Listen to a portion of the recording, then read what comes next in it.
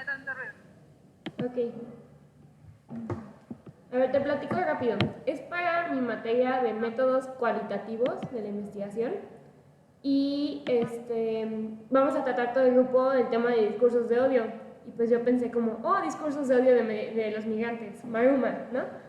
Y tenemos que buscar a un experto para hablar del tema. Y, o sea, de preferencia tenía que ser como un antropólogo, sociólogo o algo por el estilo. Y dije, bueno, Maruma es la persona perfecta para esto. Entonces, ella es Miriam. Hola.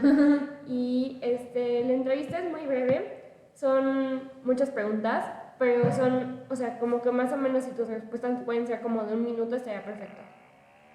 A ver, ¿puedes hablar? Tengo una pregunta. Sí. O sea, vamos a estar específicamente hablando del tema de migrantes centroamericanos que pasan por México o cualquier otro de discurso de odio. No, justo eso, de los migrantes centroamericanos que pasan por México.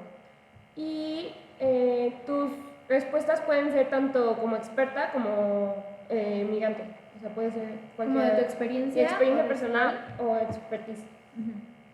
Ok, entonces vamos a empezar a hacer como una introducción para la entrevista. Entonces, buenos días, ¿cómo estás? Bien, todo bien. Ok. Bueno, pues vamos a empezar con la entrevista. La primera pregunta es, ¿cuál es el mayor reto al que se enfrentan los centroamericanos cada vez que traspasan la frontera de un país? A ver, hay varias cosas. Hay una situación legal a la que se enfrentan porque cuando un extranjero viene a México y entra, digamos, en avión, cuando pasa la oficina de migración le da un permiso que puede estar 6 meses. O sea, cuando yo llegué a México fue así, cuando mis amigos vienen a México es así, pero con los migrantes centroamericanos, o sea, en la frontera, no les dan ese permiso. Y entonces, digamos que a nivel legal, ellos están en una situación de mayor incertidumbre porque no tienen la posibilidad de estar legalmente dentro de México, pues. Lo que ellos les han pedido a los institutos migratorios es que les den ese papelito y que puedan estar 6 meses de manera legal para que no puedan estar sufriendo extorsiones y puedan estar en un camino mucho más seguro. Okay, eso por un lado. Y por otro lado está como la empatía, el apoyo y la solidaridad que pueden recibir de la población mexicana. Y yo creo que esas dos cosas juntas es el mayor desafío que enfrenta un migrante.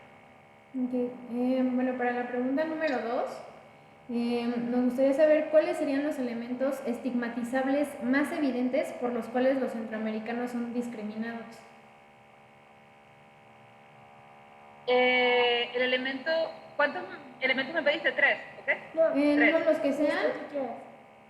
El elemento más importante es que los migrantes en general, no solamente los centroamericanos, sino en general, un migrante es un ciudadano pobre y la población pues tiene prejuicio hacia la pobreza.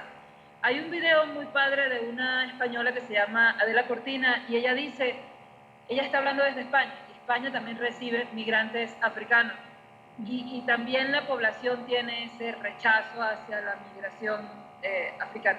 Y entonces ella dice que el problema no es que sean migrantes, el problema es que son pobres.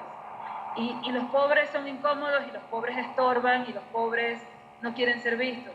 O sea, porque esa situación de rechazo que siente un mexicano hacia un migrante centroamericano no la siente hacia un francés, hacia un inglés, hacia un alemán, hacia un estadounidense, canadiense.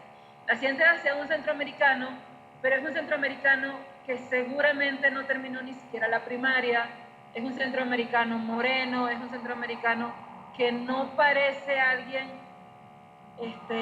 confiable, pero es porque es pobre y la pobreza genera prejuicios. ¿De qué manera perciben los migrantes los discursos de odio que se dirigen hacia ellos y cuáles pueden ser como las consecuencias a largo plazo? Los migrantes reciben esa... A ver, hay una situación histórica porque ha habido oleadas migratorias que hace que la población sienta ese rechazo, la población migrante sienta ese rechazo de una forma mucho más fuerte. Cuando las oleadas migratorias bajan, entonces digamos que el problema de los migrantes se nos olvida un poco y entonces podemos otra vez establecer cierta empatía hacia ellos.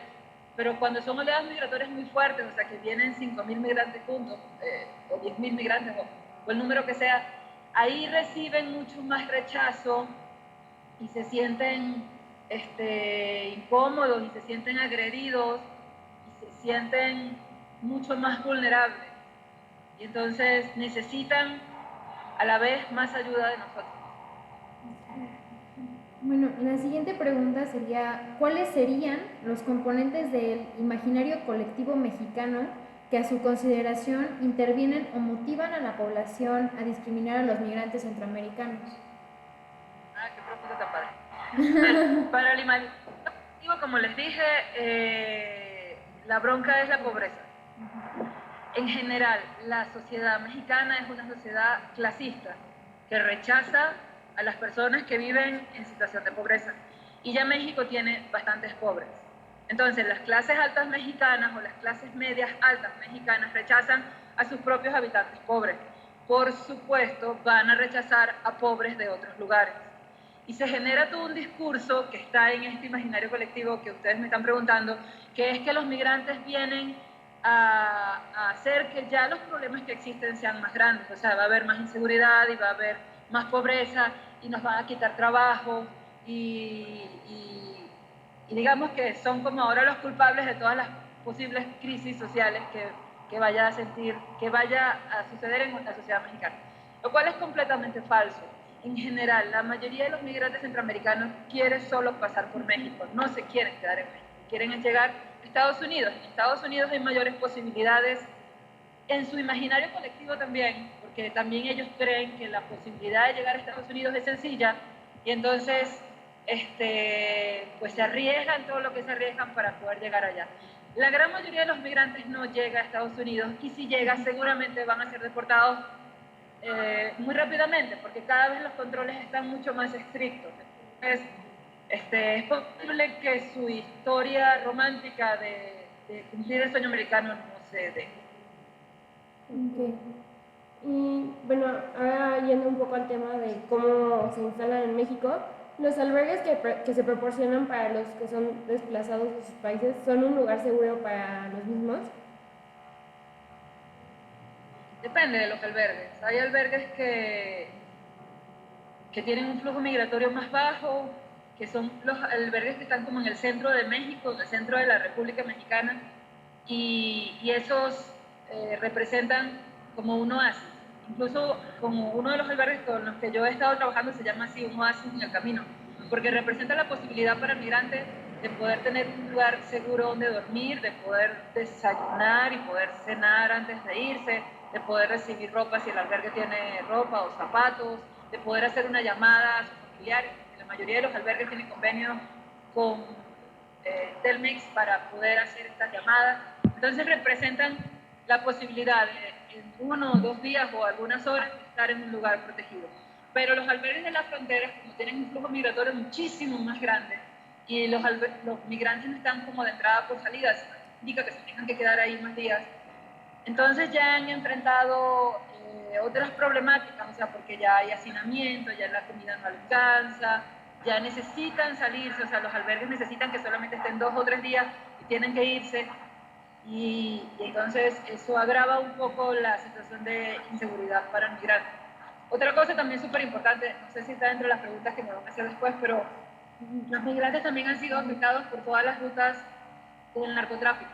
Y entonces muchas cárteles lo utilizan para transportar droga y el sueño es que cuando lleguen a la frontera, a Tijuana o a Laredo o a las muchas fronteras que hay de México y Estados Unidos, ahí ellos van a entregar la droga y les van a dar dinero.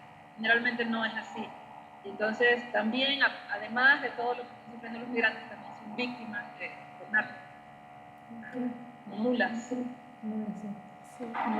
La siguiente pregunta, bueno, es algo un poco sensible, pero bueno, dice, ¿es comprensible hasta cierto punto el racismo que muestran las personas hacia los migrantes? ¿Sí lo considera? Sí, podría ser comprensible que un ciudadano promedio se sienta inseguro e incómodo hacia una persona que no conoce, o sea, pero la base de todo eso es el miedo. Lo mismo puede sentir los migrantes africanos cuando llegan a Europa. Entonces, ni siquiera, incluso ellos se enfrentan con una situación mucho más problemática porque ni siquiera hablan la lengua, son de otro color, o sea, tienen otro aspecto. Y ese aspecto desconocido produce miedo. Y el miedo es la base del rechazo, o sea, no conozco, entonces pues tengo miedo de que me vaya a agredir. Yo no sé si sea comprensible, a mí me encantaría pensar que podemos generar una sociedad mucho más empática, no solamente hacia un migrante, sino hacia un pobre, hacia alguien que está en una situación de vulnerabilidad y necesita de nuestra ayuda y de nuestra mirada.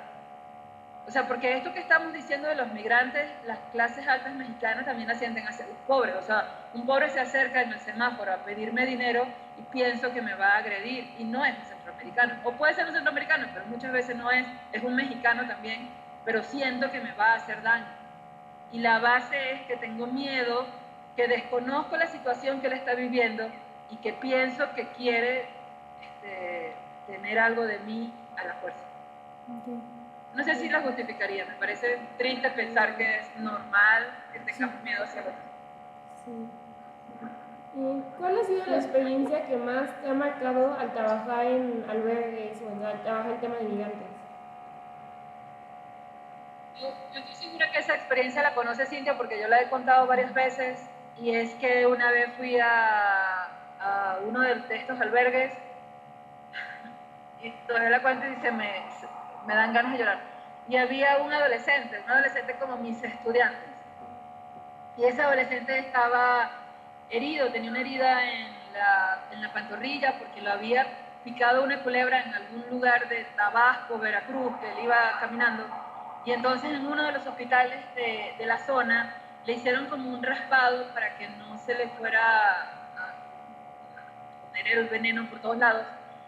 Y entonces él había seguido caminando con esa herida un poco así a la intemperie. Entonces cuando llegó al albergue donde nosotros ese día estábamos ayudando de voluntarios, se empezó a sentir mal, tenía fiebre, tenía la herida así como ya con pus. Y entonces las del albergue me pidieron ayuda para llevarlo al hospital. Y en el hospital atendieron, pero ahí sentí como su soledad o sea, sentirlo tan indefenso. Y entonces yo ese día me fui a mi casa, pero estuve con él pensando muchos días, o sea, me bañaba y me ponía a pensar dónde estará, a lo mejor, no sé, se quedó en el mismo lugar o se fue o no sé, porque él quería llegar a Canadá, porque en Canadá tenía una hermana, pero ni siquiera sabía como todo lo que tenía que recorrer para llegar a Canadá. O sea, porque en su idea, y me imagino como en su localidad, pues sí, tengo una hermana en Canadá y me voy a Canadá. Pero era imposible, o sea, no iba a llegar a Canadá, seguramente ni siquiera iba a llegar a Canadá. Esa ha sido la historia más triste. Yo no he tenido casos de niños. También si algún día veo a una mamá con un niño muy chiquito, eso va a ser muy horrible. Pero ahorita, o sea, lo más joven que he trabajado es de la edad de mis estudiantes. Y yo creo que por eso es que me pega tanto, porque siento que mis estudiantes tienen todo y tienen todas las oportunidades y tienen la posibilidad de elegir.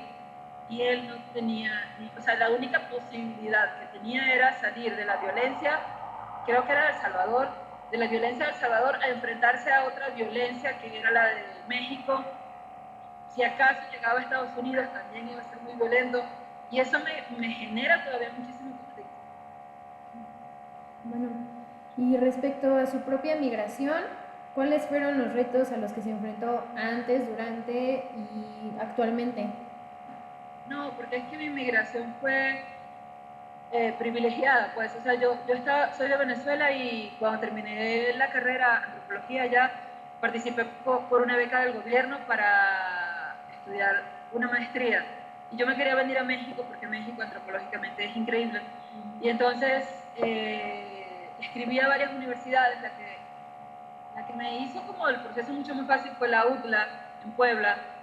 Y entonces esta beca de la Fundación de Venezuela me pagó toda la UTLA, que es carísima, carísima. Y además me daban $1,000 mensuales. Entonces, o sea, yo estaba en una situación bastante cómoda. O sea, yo no he sufrido en ningún momento discriminación, ni he sufrido rechazo, ni me he sentido menos, ni en mi situación laboral, ni en mi situación personal por ser migrante.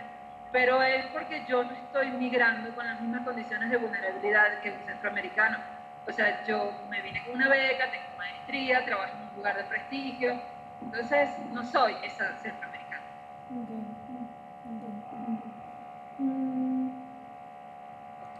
Si pudieras realizar algo con un impacto, digamos, a escala nacional, ¿qué es lo que te gustaría hacer para poder ayudar a los migrantes? Eso es, o sea, cuando a mí me preguntan mis estudiantes, ¿qué haría si yo me ganara la lotería? O sea, mi sueño es, mi sueño, poner así como un albergue en toda la ruta de migrantes para que pudieran estar seguros, poder darles lo que están necesitando en ese momento. O sea, muchas veces los migrantes llegan a los albergues dolidos física y emocionalmente, porque llevan caminando muchísimo tiempo, han comido mal, han dormido mal, están tristes, están en una situación de incertidumbre que no saben si van a llegar, y muchas veces necesitan solamente hablar y ser escuchados, ni siquiera apapachados, porque en un principio yo pensaba así como, no, o sea, los voy a besar y los voy a abrazar, pero muchas veces ni siquiera quieren que los toquen, es solamente la posibilidad de recibir ayuda. Entonces, a mí lo que me encantaría, o sea, mi sueño, la neta en esta vida es dejar todo e irme a trabajar en un albergue para siempre. Eso es lo que quisiera hacer. Okay. Es bastante dulce. Bueno, otra de las preguntas es si consideras que los latinos podemos ser incluso más racistas que los mismos estadounidenses. En cuanto a migrantes. En cuanto a migrantes. Ajá. Yo creo que es, o sea, expresan un racismo igual. El conflicto es que no debería ser así, porque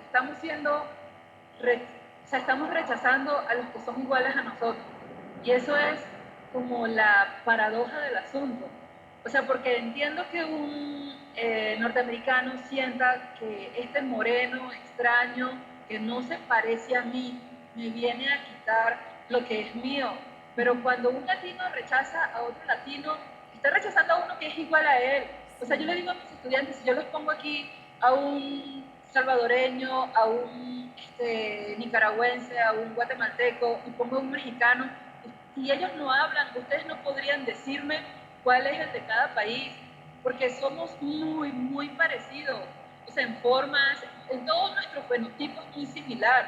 Y entonces lo que es absurdo es que nosotros, que todos hemos pasado trabajo, que hemos sido dominados por un imperio, que hemos sido colonias, terminamos rechazándonos a nosotros mismos.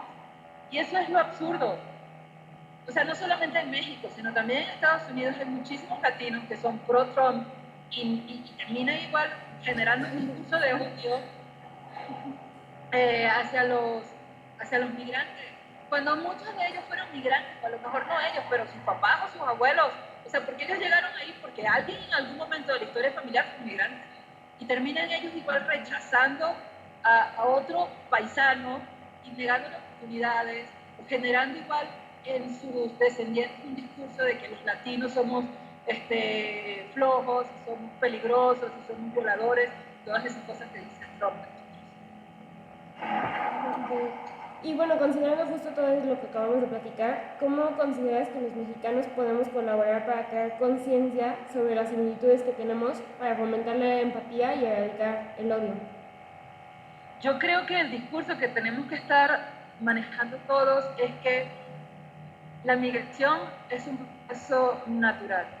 O sea, el ser humano ha llegado a todos los rincones del planeta porque nos hemos movido y hemos hecho propios territorios que no han sido nuestros. O sea, por eso poblamos América, por eso poblamos Europa, por eso poblamos Asia. Entonces, siempre, así como algunas especies de otros, de animales migran como un proceso natural, tenemos que asumir que la migración humana es un proceso natural. Nos vamos a estar moviendo a donde haya mejores oportunidades. En este momento nosotras, ustedes dos y yo tenemos las condiciones dadas para aquí estar bien, pero si nos ofrecen mejores oportunidades en otro lado, las vamos a tomar. O sea, no, o a lo mejor podemos decidir no tomarlas, pero tenemos la posibilidad de elección. Hay muchos latinos, muchos africanos que no tienen esa posibilidad de elegir.